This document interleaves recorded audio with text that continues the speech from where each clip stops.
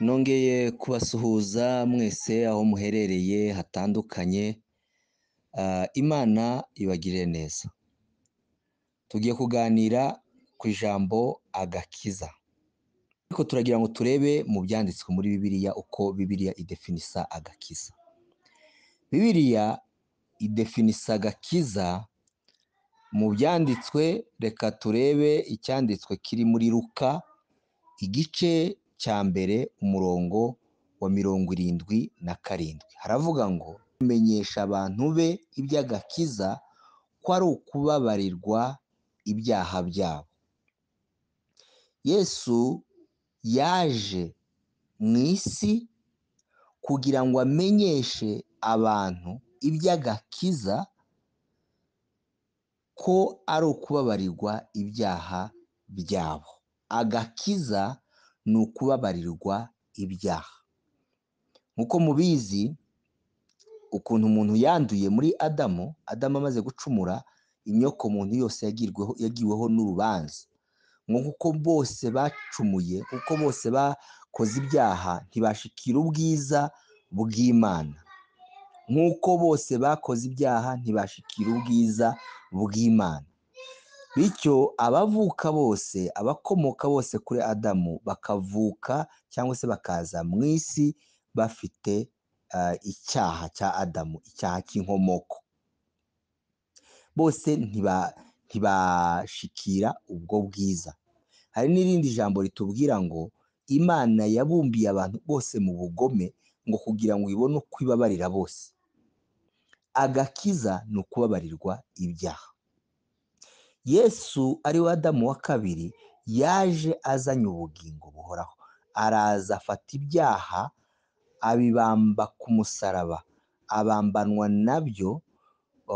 Bityo Bibiliya ikatubwira ngo ubwo yabambwaga, ubwo yapfaga, natwe twarapfuye. Ibyo biri mu rwandiko rwa kabiri rw'Abakorinto, ibice ni 5 umurongo wa 14, ngo nk'uko umwe yapfuye niko bose bapfuye, ngo kugira ngo be kongera kubaho ku bwabo, ahubwo babeho ku bw'uwo wabapfiriye akanabazukira.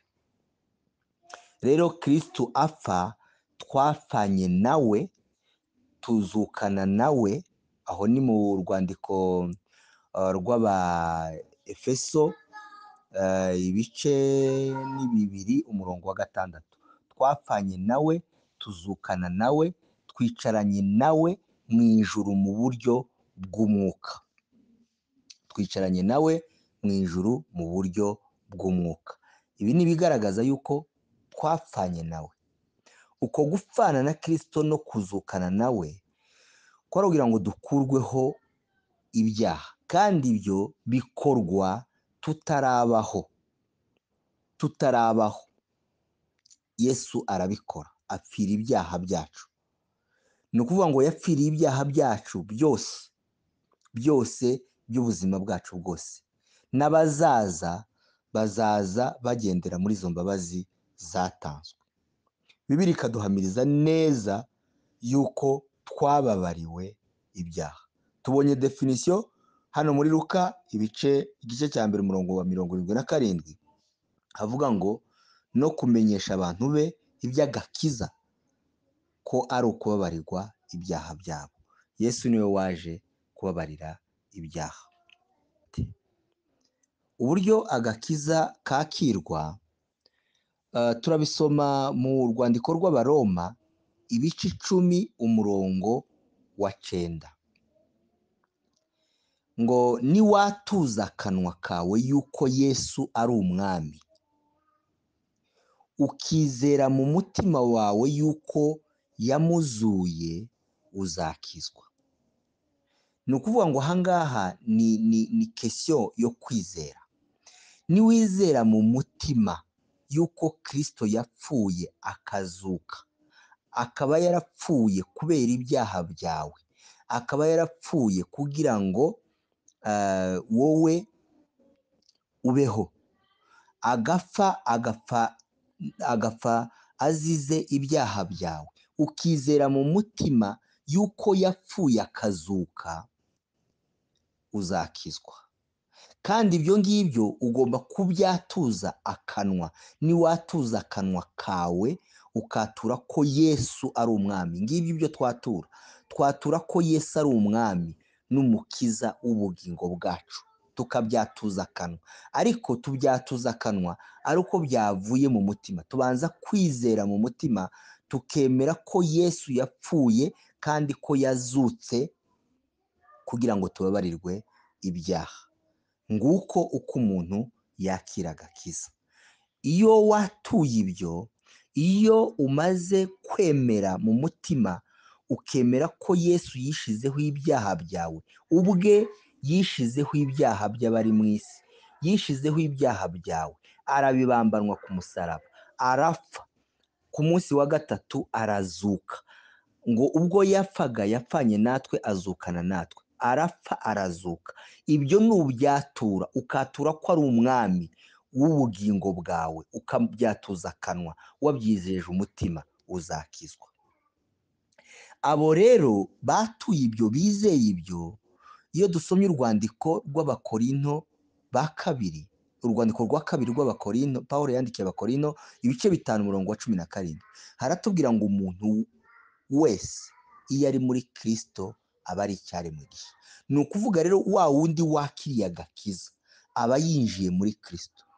Uwo winjiye muri Kristo aba abaye icyaremwe gishya, aba abaye icyaremwe gishya, aba avutse ubwa kabiri.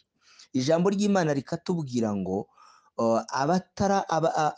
nutavuka ubwa kabiri, Yesu yabibwiye Nikodemu, ni mu gice cya 3 cya Yohana 3 ngira ngo umurongo wa 3, avuga ngo yabibwiye Nikodemu ati ni ukuri ndakubwira yuko umuntu natavuka ubwa kabiri atazinjira mu bwami bw'Imana, atazabona ubwami bw'Imana. Kuvuka ubwa kabiri, hari uko twavutse bwa mbere tubyawe n'ababyeyi bacu ku mubiri, tubyawe n'amazi. Hari abajya bavuga ngo aya mazi ni umubatizo, ariko ni ukuvuka mu buryo bw'umubiri. Noneho hariho no kuvuka no mu buryo bw'umwuka, ariko kuvuka ubwa kabiri. Uyu wavutse ubwa kabiri aba abaye ikiremwa gisha. Ibya kera biba bishize. Ni ukuvuga ngo uko yari ari, ya kamere ya kera, ya kamere akomora kuri Adamu, ibishize. Ndore ngo byose bihindutse bisha. Ni ukuvuga ngo uhabwa undi mutima musha, uhabwa mbese urongera ukaremwa mu buryo bw'umwuka, ukaremwa busha, ukaba icyaremwe gisha. Iyo niyo identite uba ufite nk'umwana w'Imana, kuko ijambo ry'Imana ritubwira ngo abamwemeye bose bakizera izina rye, yabahaye ubushobozi bwo kuba abana b'Imana. Abamwemeye bakizera izina rye, yabahaye ubushobozi bwo kuba abana b'Imana. Rero turebe nature cyangwa se ni bwoko aka gakiza ubuhawe, ni agakiza kameze gute? Uku kwakira Kristo bikaguhesha, uku kwemera Kristo no kumwatura no kumwizera bikaguhesha kuvuka ubwa kabiri, bikaguhesha gukizwa. Byo ako gakiza Bibiliya ikadefinisa gute?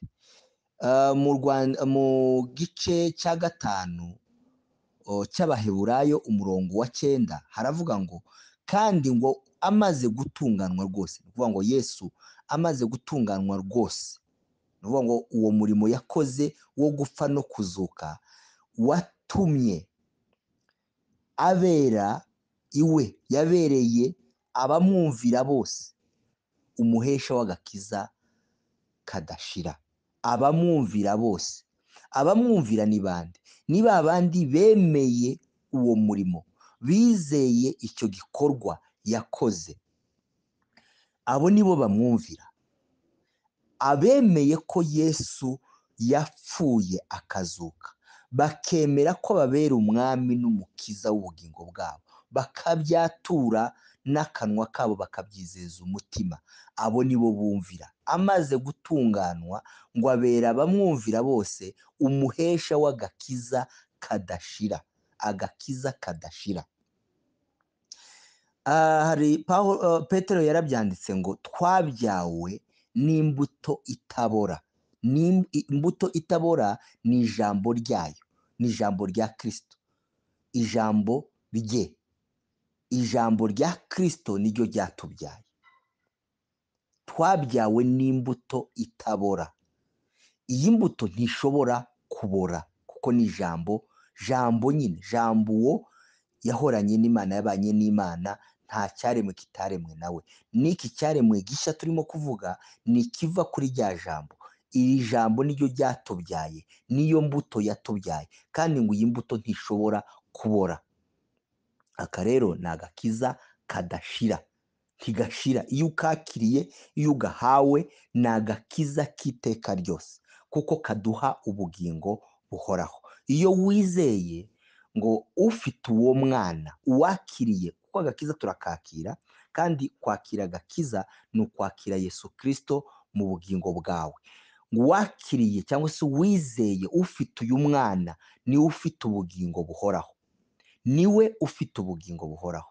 Ufite uyu mwana afite ubugingo buhoraho, ufite uyu mwana afite ubugingo buhoraho, kuko yarahamije mu bice 10 bya Yohana, ibice 10 umurongo wa 28 n'uwa 29, haravuga ngo nziha ubugingo buhoraho kandi ntizizarimbuka na hato iteka ryose, ntizizarimbuka na hato iteka ryose. Murumva ibyo Yesu ahamya. Yesu arahamya ngo izi ntama ze, aba bantu bamwizeye, aba bamwemeye, aba batuye bizeye mu mutima, ngo arabazi n'intama, intama zanjye ndazizi, nziha ubugingo buhoraho kandi ntizizarimbuka na hato iteka ryose, kandi ntawazivuvunura mu kuboko kwanjye. Data wazimpaye aruta bose, ntawabasha kuzivuvunura mu kuboko kwa Data. Aha rero haragaragaza yuko turinzwe, haragaragaza yuko mbese turi mu kuboko kwa Kristo, turi mu kuboko kwa Kristo, kandi ko nta wabasha kutuvana muri uko kuboko kwa Kristo. Kandi Yesu ubwiwe niwe wavuze ngo ntizizarimbuka na hato, kuko nziha ubugingo buhoraho, nziha ubugingo buhoraho kandi ntizarimbuka na hato iteka ryose. Aho ni mu rwandiko rwa Yohana Injili, ibice 10 umurongo wa 28 n'uwa 29, haduha ubuhamya buvuga yuko abamwemeye, abamwizeye, abazi, kandi nk'uko ari we ubaha ubugingo, kandi ngo ntibazarimbuka na hato. Iyo usomye 3:16 baratubwira ngo nk'uko ni icyanditswe abantu bose bazi, kuko Imana yakunze abari mu isi cyane byatumye itanga umwana wayo w'ikinege, kugira ngo umwizera atarimbuka ahubwo ahabwe ubugingo buhoraho, kugira ngo umwizera atarimbuka ahubwo ahabwe ubugingo buhoraho. Uwizeye uyu mwana, uwizeye Kristo, ntabwo arimbuka ahubwo ahabwa ubugingo buhoraho. Ntizizarimbuka na hato kuko nziha ubugingo buhoraho.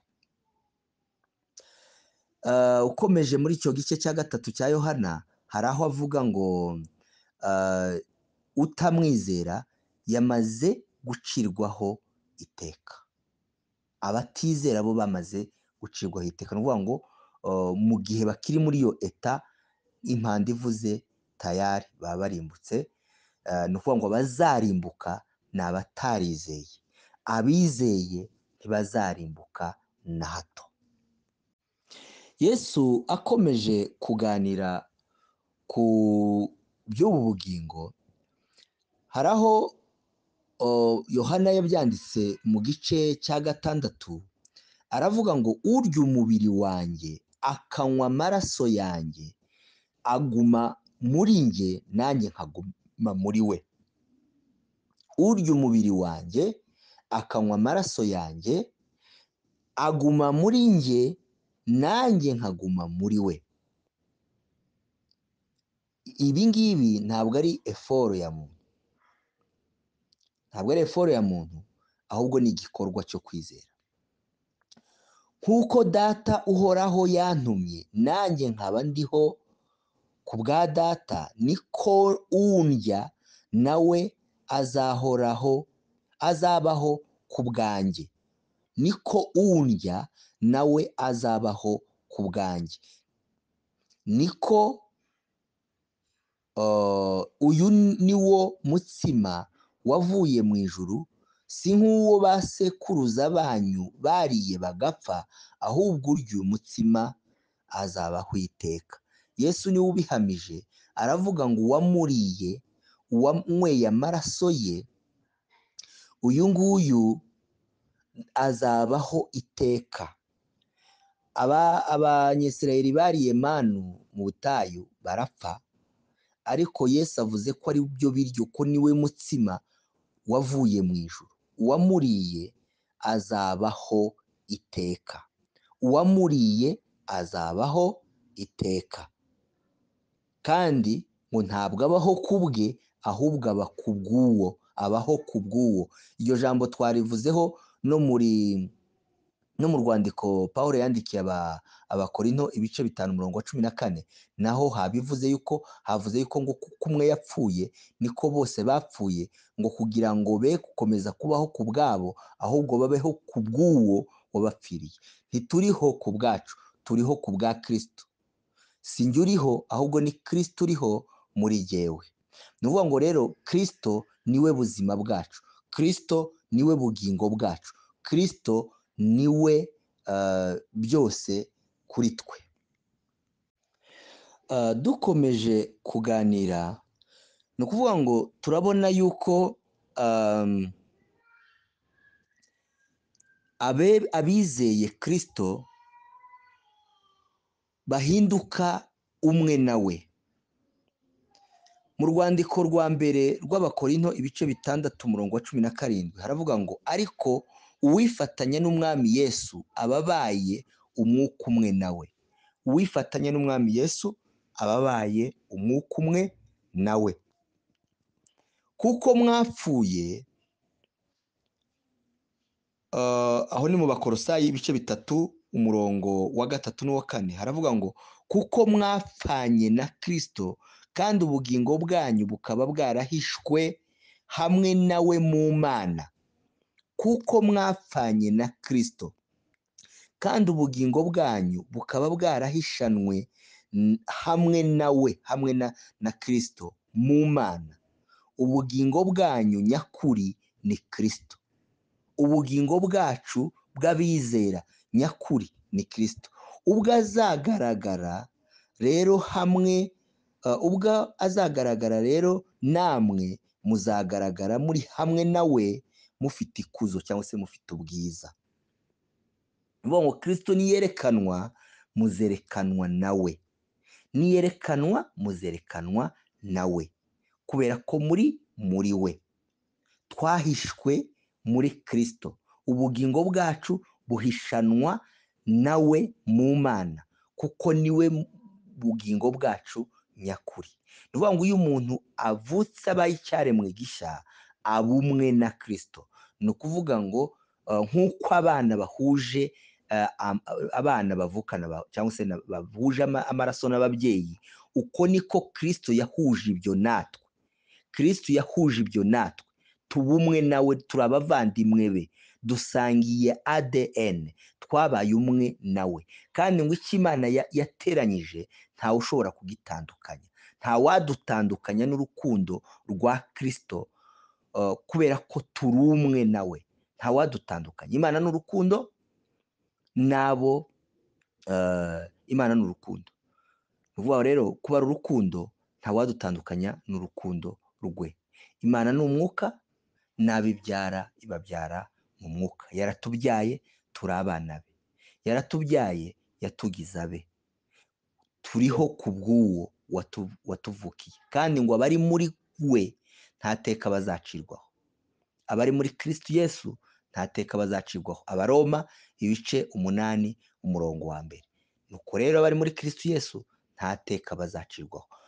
Yohana ibice 5 umurongo wa 24 hakavuga yuko twavanywe mu rupfu dushigwa mu bugingo. Abizeye bavuye mu rupfu bashigwa mu bugingo, ntibazarimbuka na hato, kuko bari muri Kristo Yesu. Abari muri Kristo Yesu nta teka bazacirwaho. Imana ibagirire neza, dukomeze tuganire. Ngiye gutanga pause mo gakeya. Ibyanditswe ni byinshi bishigikiye uyu murongo, ariko reka tube turekeye ibyo ngibyo. Twavuze ko agakiza ari ukubabarirwa kw'ibyaha, kandi twarababariwe. Twavuze ko uwababariwe aba abonye ubugingo buhoraho, kandi ko aba yinjiye muri Kristo, Kristo nawe akaguma muri we. Uwo nguwo niwe uguma muri Kristo, kandi niwe Kristo aguma muri we, kandi ngo uwo ahishanywe na Kristo mu Mana niho arindiwe, ararinzwe, kandi ngo yabyawe n'imbuto itabora, kubera ko iyi mbuto itabora ari ijambo ry'Imana rihoraho ibihe byose. Bityo tukaba twarahawe agakiza kadashira. Imana ibagire neza. Abafite ibibazo mubaze kugira ngo dukomezeho kungurana.